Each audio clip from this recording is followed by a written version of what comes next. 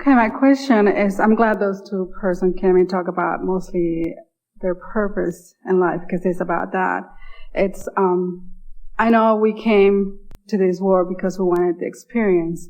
And we wanted a good experience. You wanted a good experience. Let's get that in there. You wanted a good experience. You wanted a good feeling experience. Yes. And we knew that we could do everything that we wanted to do. You knew that life would inspire you and that you could do it.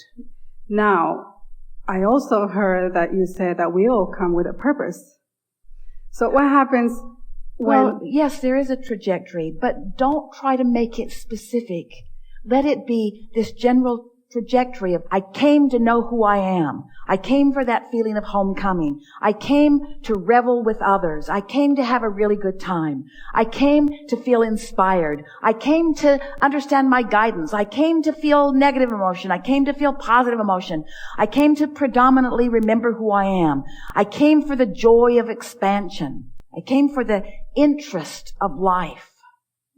Yeah. And I understand all of that. Yeah. Maybe it's the reason that I think too much, that I need to find a purpose to everything, and include those in are this not life. purposes enough?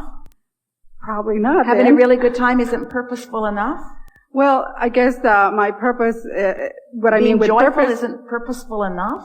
But probably my point of view on purpose is impacting and helping other people. Yeah, well, that's where it goes screwy every single time. Making myself useful as I am perceived by others takes you outside of anything that you can do anything about. Well, for instance, I've been learning a lot of what you teach, and I've experienced it, and it feels so good that I want to go out and teach it to my family, and sometimes they're not open to it, and they don't even understand what I'm saying. But I'm also from the point of view of a career. What if those people that know and they feel they need to do something, and they just shut down and they don't want to do it, so they miss their purpose in life? Well, here's what you're describing. A lot of people take action before they've found the alignment. And then it never goes well. Then it's hard. Then they get discouraged. Then they quit. Where if you find alignment first and then follow the inspiration that is spawned from that alignment, then it's a comfortable unfolding every step along the way. It just gets better and better and better and better and better. But the most significant thing in fulfilling your own purpose is that it has to be selfishly inspired, which means you have to do it for the way it makes you feel, not for the effect that it has on others. Because you can't control the effect that it has on others because they're in all kinds of different vibrational places. You could be the most brilliant teacher in the world, like us. And there are still those who can't hear because they're not in the vibrational vicinity, so we just annoy them. And if you think your purpose is to be able to be received by everyone, then you're not understanding law of attraction or free will or freedom, or you're not honoring everybody else's desire to create their own reality, you see. So, that was a good piece of business right there. Well, I feel that for a long time, I couldn't see my purpose in this life. Can't see it, but you can feel it. Well, I couldn't feel it either. But see, it's like our friend earlier. We don't want you to explain your liabilities. If you understand now, then don't talk about a time that you didn't understand. In other words, what you know now, talk from the perspective of what you now know. Don't you know? Didn't you say, I know that I can be or do or have anything that I choose? Don't you know that? Yes. Don't those words feel better? Yes. But then I go back to reality. Like, I know. It's not. They're like an auditory guidance system. Ooh. Well, that didn't feel good to them when you said that. I know, I heard that. It's just that I'm probably thinking too much. Yeah, for sure. For sure. But you see, you can't slow your thinking down when there's momentum. So what you do is you just look for an easier time to slow it down and then just start easier. We know, we keep looping back around to this, but as we have a conversation, when you've decided that it's hard and we know that it isn't, we can't even have a conversation because we say it's easy and you say it's hard and we say it's easy and you say it's hard and we say it's easy and you say it's hard, and then we just run out of time. Yeah. And so we want to say, these things we know. These things we know about you. We know that you came into this physical experience with a very strong trajectory of purpose. You are a teacher to the very core of your being. You love physical life experience. You love all of the trappings of physical life experience. You like the feeling of progress that physical gives you. You like the feeling of momentum that physical gives you. You like the feeling of moving spatially from one place to another. In other words, you love the atmosphere on your skin. You love food upon your tongue. You love all of the physical experiences. Being physically focused in a physical body, in sync with source energy. There just isn't anything that feels better than that. You came with great purpose. But the thing that we want you to understand is that the purpose of life is joy. The result of it is expansion. You just can't help but expand. The basis of it is absolute freedom, because you're so free that you can choose any thought to think that you want to think. You're so free you can choose bondage. But the basis of your life is freedom. And the result of life is going to be expansion, which is what you want to call real purpose. But your purpose, what you came for, is for the joy. It's for the joy of raising your hand and getting called on. It's for the joy of winking at someone. Esther has got this Spurs vibe going. She's so excited about it because she's enjoying the Spurs games. And the other day she was at the mall and Coach Popovich was walking through and she saw him and gave him a thumbs up and a little bit of applause, and he waved from a distance, and she thought, I've got the Spurs vibe going on. And then a few days later, she was in a little coffee house in downtown San Antonio, and there was another one, and she's waving from a distance. She doesn't want to make a big deal out of it. Just wants him to know, I like you.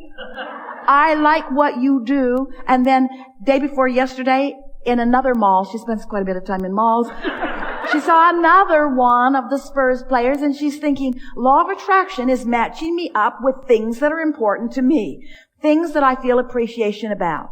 Now, you would have thought that more had happened. Nothing happened. It was just, I like you. I like you. That's all. I like you. But more than that is, the universe brought you up close where I can tell you that I like you. The universe has brought you where I can express to you, with more than my appreciation of vibration, I can give you a thumbs up and a wink. That's really good appreciation. So what we're getting at is not anything to write home about. They wouldn't be able to pick her out of a lineup. In other words, there's no relationship that is now established between Esther and the Spurs team. It's just evidence. The universal evidence that what's active in your vibration is coming into your experience. And when those obvious things come, then there are more and more and more obvious things coming. Yes? Yes. Evidence everywhere of what's going on in your vibration. You couldn't be more loved. You couldn't be more adored. You couldn't be more cared for. You couldn't be more looked after. There could not be more awareness of you. You couldn't be in better hands. You couldn't be in better standing. You couldn't be more appreciated than you are. But you've got to practice knowing it, you see. And it isn't until you create a vibrational environment on purpose and then watch the results of it that you will take ownership over what your role is in the creating of your life experience. Because if you're just running into people here and there, Esther understands completely that it is her attention to those lovely men. There's no question in her mind that her appreciation is bringing a steady stream of them into her experience. Well, in the last 2 years, I've had a lot of improvement in the sense of paying attention how I feel, and I've had a lot of evidence of how I'm attracting very good positive things in my life. It's just that for some reason in the purpose area that I kind of get stuck. So here it is. The purpose is feel good and watch what happens. Feel good and watch what happens. Feel good and watch what happens. Feel good and watch what happens.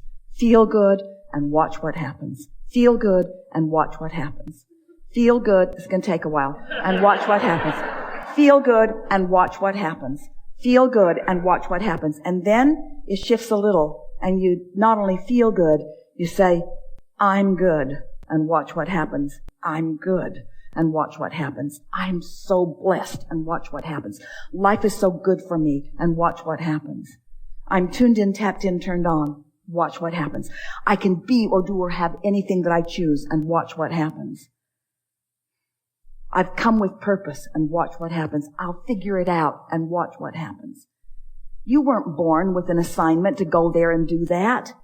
You came with an intention of it steadily unfolding. You'll never fulfill your purpose.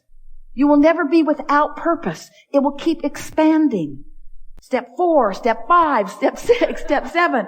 Never an ending till life saying, well, you like that and you feel good here. And now the momentum's going. More is being asked for by you, you see.